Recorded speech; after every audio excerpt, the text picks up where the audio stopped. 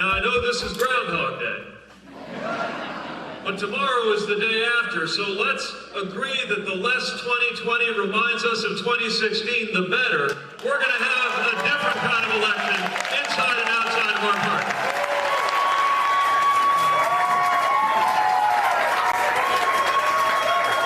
Back at the coffee bar here in Chicago, joining us now, Democratic presidential candidate, former Mayor Pete Buttigieg of South Bend, Indiana.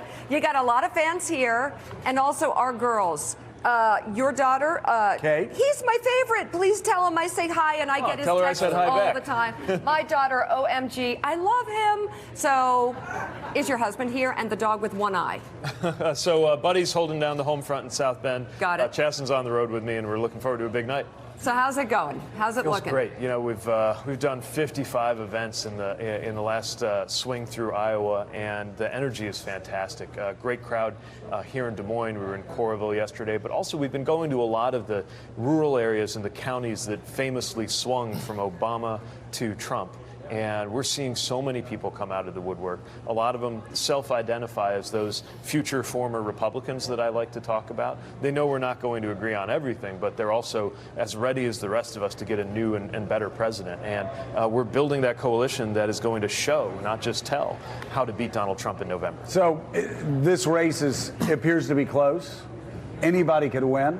What are you going to do today to give it your last push after this long marathon? Well, today's really about keeping our people fired up. We have these amazing organizers. I meet them at every event I go to. You know, they turn their lives upside down to come organize in a town. Isn't that amazing? It's unbelievable. It's humbling. And some of them are Iowans. Some of them will come to a town they've never been near in their life. And then watching them and the community sort of adopt each other is one of the most inspiring things. And the effect that participating in the campaign can have on people. We had one guy, he was struggling with agoraphobia. He hadn't left his home in 3 years and is now a precinct captain.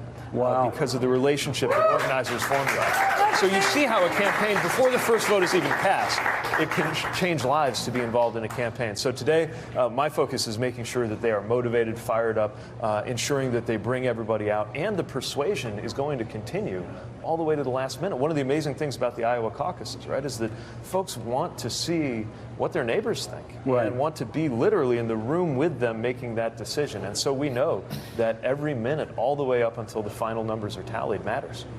Well, I'm curious, Mr. Mayor, how you'll be looking at the results tonight, because this is your first time, so it's the only way you'll know. But it's different than it's been in the past, which is to say in the past we've gotten the total of delegates, and that has determined the winner. This year we're going to see the raw votes. Right. How many people voted for which candidate? So how will you look at the result? Do you need to win here? Is there a place in your mind that your campaign says that will be a good night for us? So I'm leaving it to the pundits to do all the analytics, but what I know is we've got to have a strong showing, and I think this is also a chance to demonstrate that we can get support in a lot of different kinds of communities. Of course, ultimately it's all about getting the delegates that will bring us to the nomination at the convention, but also just making sure we can show that folks will turn out, that they will choose us, because for the last year, we've been making the case about how this is the campaign organization best prepared to go beat Donald Trump. This is the chance to show versus tell that that's the case, and proving all of that begins right here in Iowa. Jonathan. So, as the Democratic primary here, caucus winds up here, there's been a lot of talk of your fellow candidates talking about unity, trying to bring the party together here at the end. But your campaign, in the last day or so, sent an email to voters that included some attacks at some of your opponents. It suggested that Joe Biden was using the same Washington playbook, and that Bernie Sanders was, calling for revolution as opposed to working with the majority you already have in the country. Is there something risky now about focusing on the differences, or is it worth the divisions, perhaps within the party? Well, I don't think that it's an attack to say that Bernie Sanders is calling for a revolution. I think that's the exact same thing that he says. My point is I'm trying to remind folks about the choices that we face. Respectful, honest, above board, but real and meaningful differences in approach. And I believe at a time like this, where we absolutely have to make sure that we defeat Donald Trump in November, that means paying attention to what kind of nominee we're going to put forward. And without exception, 100% of the time, my party has won the White House in the last half century.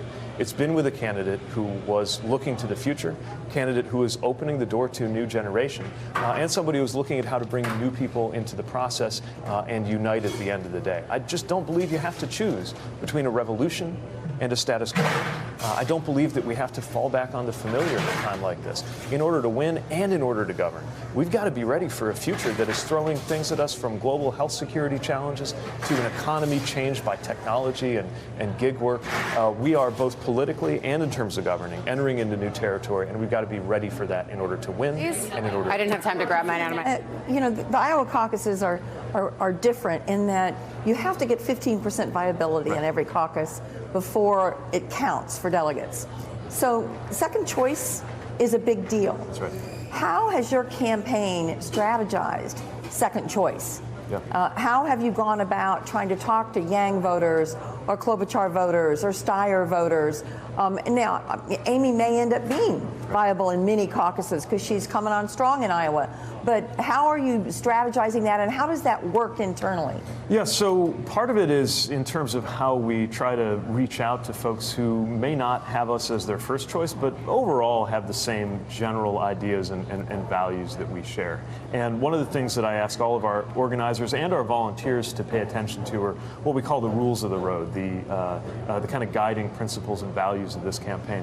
The very first one is respect, that even when we're competing, even in the heat of competition, we respect each other, we respect our competitors.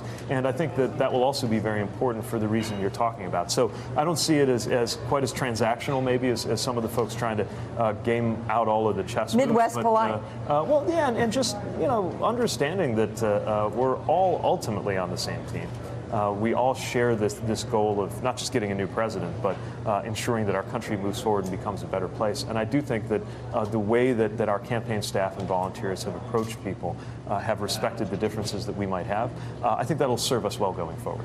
So you've been on the road for over a year. You've been really working hard at this for a couple of years. I'm wondering, as you come down to the final day in Iowa, what's your big takeaway? What's the one big thing that you've learned in all of your time here on the ground in the Midwest? Well, what sticks with you are the stories of the people you're encountering, because every day you get reminders that politics is about our personal lives. When somebody comes up to you and says, you know, I want you to win because I'm worried about my niece who is deployed right now in the military. Right. When an 11-year-old comes up to you asking about insulin, this is on the mind of an 11-year-old because he's got juvenile diabetes and wondering what's ahead. You have these constant reminders that when somebody comes to one of your events or when somebody shakes your hand on a rope line and mentions an issue, the thing they're going to bring up is the most important thing in their life that is affected by who's president. And it creates certainly a sense of obligation. It's humbling, but it also creates this energy that motivates you to go on in this incredibly intense process. At the end of the day, it's about helping people. People are looking to you and these other candidates to make their lives better. That's what it's about. That's why we as a species invented government, and it's why politics exists. And if you can keep focus on that, which is not easy because of all the noise and the sizzle and the horse race, and but it's not a game. It's folks' lives. And the great thing about this process that cuts it down to size, that takes it off the airwaves, that puts you in the high school gym and in the backyard, is you're reminded of that eye to eye with the people who really are deciding whether to trust you with their lives. Mayor Pete, thank you so much. It's a rescue. Buddy's a rescue. Yeah, Buddy and Truman. I love Buddy. Good to know. All right. Thank you, Mayor Pete. Thanks for checking out MSNBC on YouTube, and make sure you subscribe to stay up to date on the day's biggest stories. And you can click on any of the videos around us to watch more from Morning Joe and MSNBC. Thanks so much for watching.